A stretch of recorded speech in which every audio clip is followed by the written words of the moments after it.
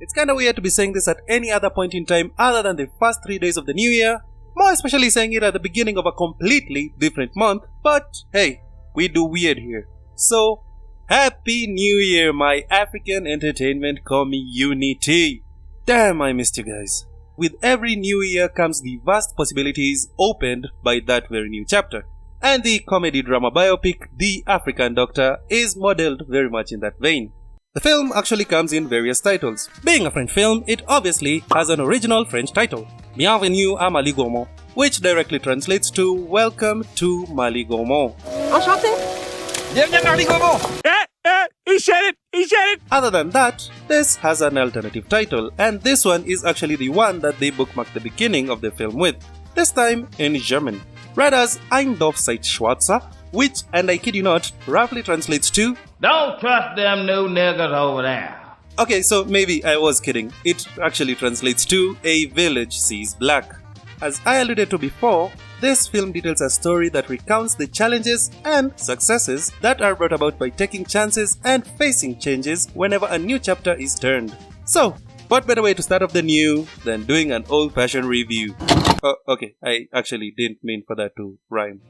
But cool.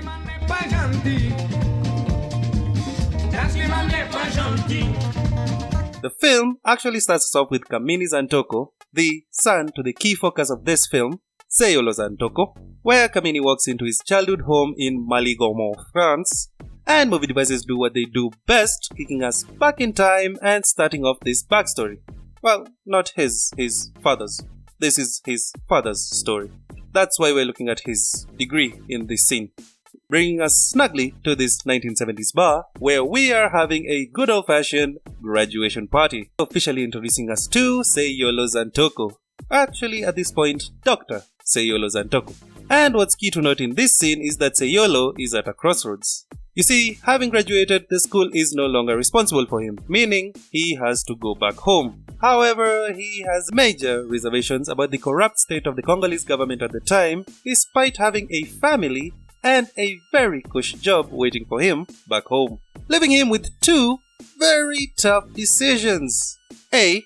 Marry this very hot blonde French doctor and gain citizenship. Ça peut s'arranger, je suis pas encore mariée.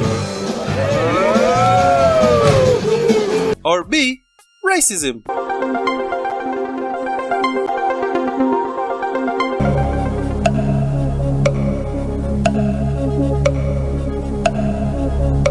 Like, yes, there's steps in between that, like he has to actually go to a very remote part of France and work for this village that has, never seen a black guy before, and all of that, but yeah, just racism sums it up best.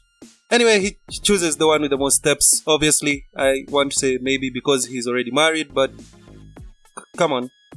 So he sits down with the mayor of this very small town in the countryside, who is also very desperate to recruit a doctor, as he tries this every graduation period and gets turned down every single time. Despite the multiple doubts that the mayor has about bringing on Seyolo as the village doctor, well, not multiple doubts, just the one, his skin color. C'est parce que je suis noir, c'est ça? Les gens n'ont jamais vu de noir à Marly-Gaumont. He literally has no other options, so the two spit and shake on it, metaphorically. The age-old story of two desperate men.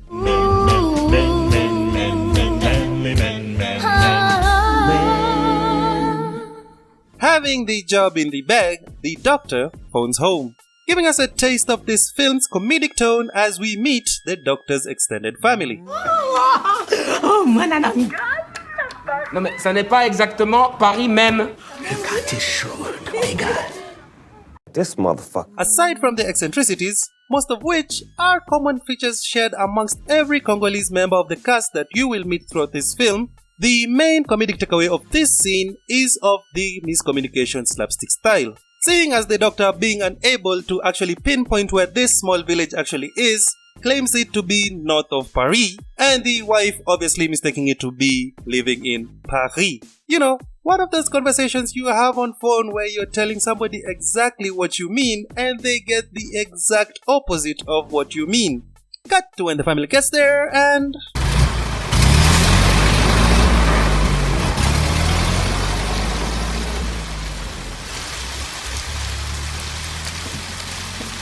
yeah, it goes pretty much as well as you imagined. And full props to the visual storytelling on display here, as the torrential downpour perfectly symbolizes the emotional downturn. We get various establishing shots as the mayor walks the Zantoko family through the town all the way to their new abode. And have to say, this is actually a very beautiful town. Though if by some delusion you believe you are promised Paris, then you might not be so enthused about it. Oh, also, now I understand why they gave us this German title. Cause these people ain't never seen melanin. D'où qu'est-ce que c'est que ça? Mireille, viens voir. Beaucoup. Viens voir, si je te dis, tu vas jamais me croire. Bah, dis, qu'est-ce qu'il y a? Il y a des noirs devant le baraque d'en face, là, avec le maire. And to that I actually give full credit to the performers in this film. You have to remember, this is a 2016 French film shot in France.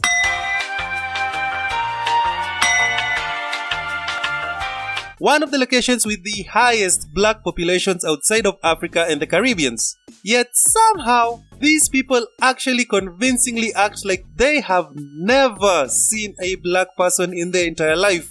It's actually very amusing. Bravo, bravo. Getting back to it, one of the best showcases of this is this scene where the kids are reporting to school for the first time. But before that, we have one of the realest conversations in this film. Le premier qui me ramène des mauvaises notes, ça va barder. Seules les études permettent de devenir quelqu'un, surtout quand tu es noir. Every single person with an African parent who just watched that scene can definitely relate to it on a fundamental level. African parents do not joke with education. Kinda gets me sad that the kid's follow-up question did not get the honest answer that it deserves. Pourquoi c'est plus dur quand on est noir? Oh, that's because, unless you're super athletic or super talented in the arts, you will be fighting for college jobs against your peers. But with a secret hurdle of systemic racism to also have to maneuver that they do not have to. So, unless your sister's football skills pay her bills, or you become a rapper or a YouTuber or something like that, you have to study hard. Is what he should have answered. Only that his daughter was actually amazing at football, if the film is to be believed, and his son actually turned rapper. Well, maybe not full-time rapper, but rapper enough to go viral specifically for a song about this very town of Mali-Gaumont. Je viens pas de la cité, mais le beat est bon. Je viens pas de Paname, mais de Marly-Gaumont. Y'a pas de bitume là-bas, c'est que des pâtures, mais cela n'empêche que j'ai croisé pas mal d'or. So sorry about that sidetrack, but we all very well know that I will get sidetracked again. Back at school though, the kids get their first dose of social anxiety horror. Everyone is just staring. And at this point, you have to appreciate that we have the leisure of breezing past these as very brief scenes in a film. For the Zantoko family and other people who had to go through this, as well as any other person who might be experiencing something similar to date, this is pretty horrendous. Which is why it is so damn impressive how this film can turn such dark themes into such hilarious scenes. The film is indeed a biography, with all the bells and whistles, as well as the dramatic license that are afforded to all biopics. However, this film seems to have applied for a comedic license to go along with that. Now, the comedic value will obviously vary from person to person, and for me it actually landed quite a few number of times, as it had me cracking quite a lot. Such as is the case in this scene, where the family sit down for dinner and discuss their first day out that follows all the other scenes that I have just shown you. À l'école, on m'a traité de noir. Et alors? Où est le problème? Tu es noir, non? Ils m'appellent la noiraude. Moi, c'est Buana Pepito Banania. For most of you, there is actually nothing funny there, and I would agree if you were to tell me that. It actually should be very mortifying how racist this countryside is. And, let's not kid ourselves, as it should have been in the 70s. But if you're watching this scene with Uncle Ruckus in your ear... Oh, I don't think we should use the word, and I'll tell you why. Because niggas have gotten used to it. You gotta rotate your race of slurs, especially when there are so many other fine substitutes. Spade, porch monkey, jigaboo. I say next time you gonna call a darky a nigger, call that coon a jungle bunny instead. Then it is unendingly hilarious. And whilst that particular scene is hilarious to me because of the compounding interest from my bank of pop culture references, that is simply not the case for every other comedic cut from this film. Most of these jokes actually stand on their own, and I would commend the effectiveness of this comedy to the mastery of tonal balance as against its more dramatic edge. The levity offered by the light-hearted moments is deftly counterbalanced by the gravitas of the darker subject matter at hand. Take for example this being the ending of that very dinner scene from before. Comment? Les noirs ne sont pas bons que pour danser ou courir derrière un ballon. Maman, on avait mal à ça. Non, et désormais interdit de parler le lingala. On est en France, on parle français. Allow me to take a breather at this point. 1. So that you can realize just how much you are enjoying this video, so leave a like, and if you haven't already, subscribe to the channel. Okay? Good. 2. We are well into the second act of this film. Whenever I do any of these movie reviews, I never usually go into the third act because I never want to spoil the ending for you guys. So this break is kind of your first true spoiler warning. If you do not want to know more about the plot beats and story progression of this film, pause the video, go watch the film, enjoy it, it's a great watch actually. Then you can come back to this video for more analysis, laughs, and the pure entertainment that only I can offer you. Okay. Next, we are introduced to this film's main antagonist, Monsieur Lava, who is running for the mayor of Maligomo. You see, the desperation that the current mayor had when recruiting for new doctors for the village was actually because he needed to do something drastic to actually improve not only the lives of the countryside, but also to improve his chances of maintaining his run. All of this ostensibly making Dr. Zantoko just another pawn in the political game. Well, more like a knight, because he's the only doctor and he kinda moves different. And with that realization, alongside the fact that none of the Maligomo residents will actually see the doctor, Dr. Zantoko is, well, kinda losing it. So, movie devices do what movie devices do, and a road mishap leads to the chance meeting between the doctor and the only other non-racist person in Maligomo. Jean, one of Maligomo's local farmers, serves as Dr. Zantoko's first friend as well as his magical mystical negro. Or in this case, Blanc Mystique Magique, which translates to magical mystical hunk. Wait, why you cut that out? You mean I can't say hunk? People can't say that no more? But I can say magical mystical negro? Oh, cause I'm black. Okay, makes sense. Okay, sure. Moving on, Jean introduces Dr. Zantoko to the one true way to actually make a connection as a man. You go to the pub.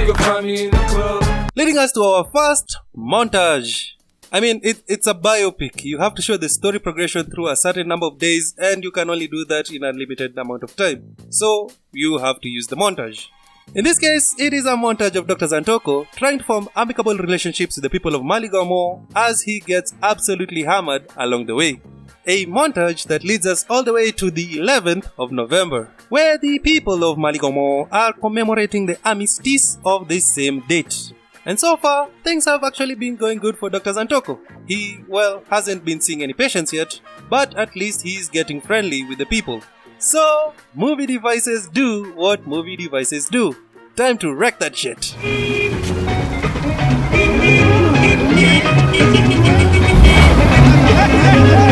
Now this gang, whew, I need people like this in my life. I mean, they are dripped up, hotboxing in some classic Beamer, Benz and Bentleys, whilst blasting some of the jazziest Lingala that you have ever heard. Them's my people. Aside from bringing a whole new vibe to the film, this crew actually serves as a narrative point for CV, Dr. Zantoko's wife, and the themes that her character drives throughout this narrative. If you haven't noticed, I have mostly been talking about this film from the perspective of Dr. Zantoko. But do not get this wrong, the other characters of the Zantoko family are not just props. They are their own independent characters with their own themes, and they are actually very complex and well written. So again, watch this film if you can. After a very filling meal of fumbois and cutting the rug for a couple of hours,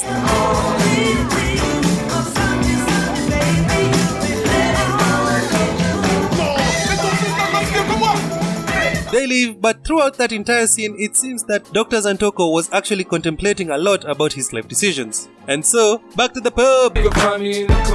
Dr. Zantoko is ready to deploy his new strategy, which is subtly giving medical advice to the people in the pub with hopes of actually reeling in a few patients. Which he actually does. In fact, he gets a 2-for-1. But things get a little hairy. A little too hairy. Vous avez des hémorroïdes? Mais également une belle colonie de morpions. Alors, il fait quoi? Il regarde le cul d'un monsieur. But hey, it's as they say, you can't make an omelette without looking at a few cracks. Wait, what? But it seems that 2 hairy wasn't hairy enough, as it gets 3 hairy and these guys actually skimp out on the bill. As if that wasn't enough, Merci Olava convinces the town council to consider acquiring the services of a new doctor, one of more Caucasian persuasion. This forces the mayor to give the doctor up till Christmas to turn things around. But can he? Well, turns out he can't. So he turns to his second and only option as an African, which is bow, bow, bow, bow, bow, bow, bow, bow. Farming.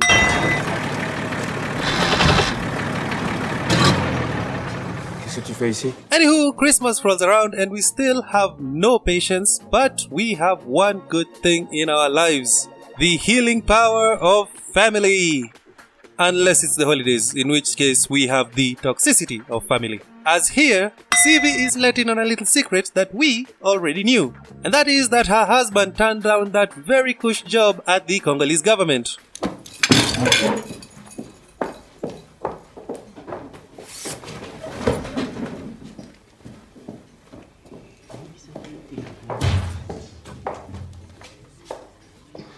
One eternity later.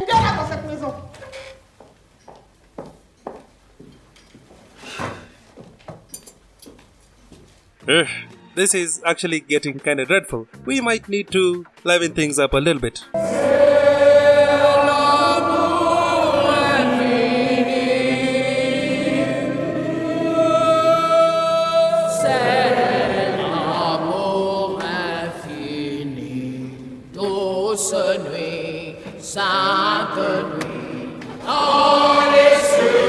I'm not even gonna lie to you, this church scene might actually be the hypest moment in this entire film. Unfortunately, the doctor doesn't quite seem to share my reverence for it, leading to an outburst that very much resonates to what happens to date. Ça fait des semaines que je fais tout pour que les gens d'ici nous acceptent parmi eux, qu'ils nous voient comme des gens normaux. Oh, des gens normaux? Oh, yo, Nini. Nini, biso tozali bato ya solo te. Peut-être. Oh, il se passe que monsieur renie ses origines. Voilà ce qui se passe. No matter the region that you're from, your ethnic background, or your cultural identity, you have most definitely encountered someone, much like yourself, who has renounced their origins for the sake of general acceptance. Is it always a negative thing to do so? Arguably. Lucky for me, I'm not here today to argue. Have fun with that one in the comment section below. With the cold reception of his family's performance in church, Zantoko is all out of sorts. It is already D-Day and he hasn't turned his clinical performance around. At this point, only a miracle could save this guy. Oh, mais je vois très mal. Faut faire quelque chose. Il arrive. Qui arrive, monsieur? Le pépé, il est en avance. I mean, come on. You all saw this coming, right? What you didn't see coming though is the power of racism being used as a motivation to push a baby out. Déteste. 1, 2 et 3.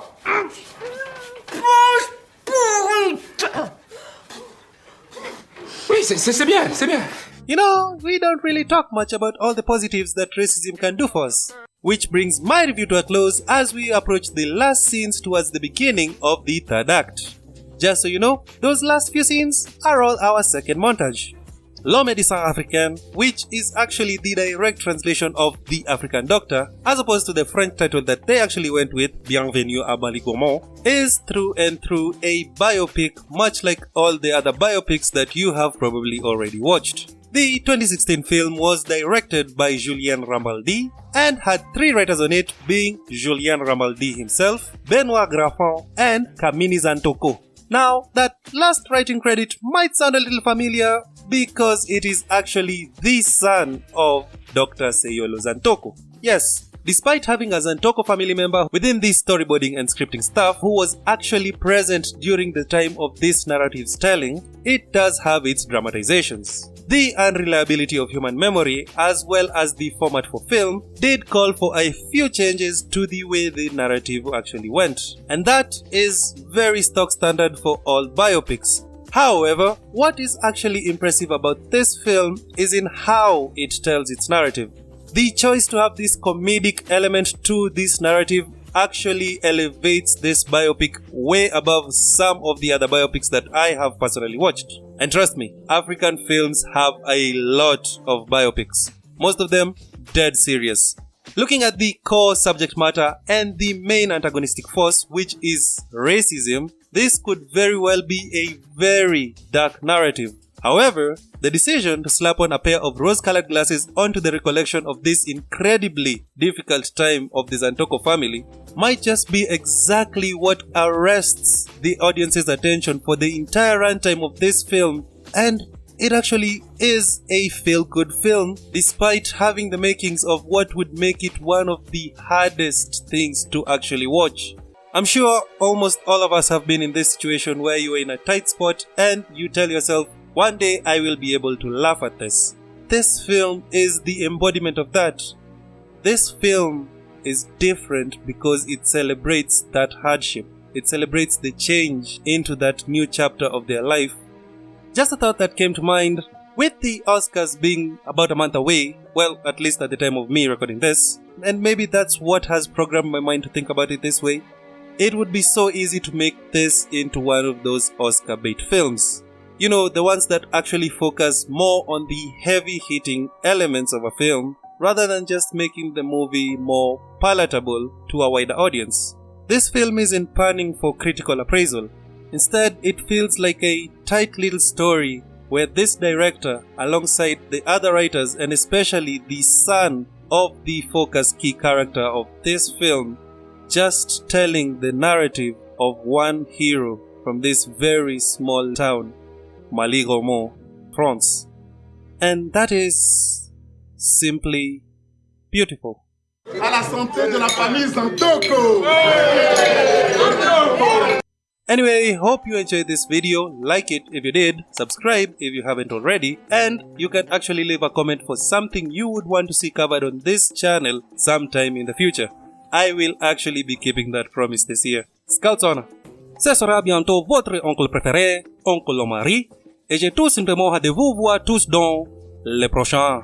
Which we all very well know to mean, it has been your soon-to-be favorite uncle, Uncle Omari, and I simply cannot wait to see you all in the next one.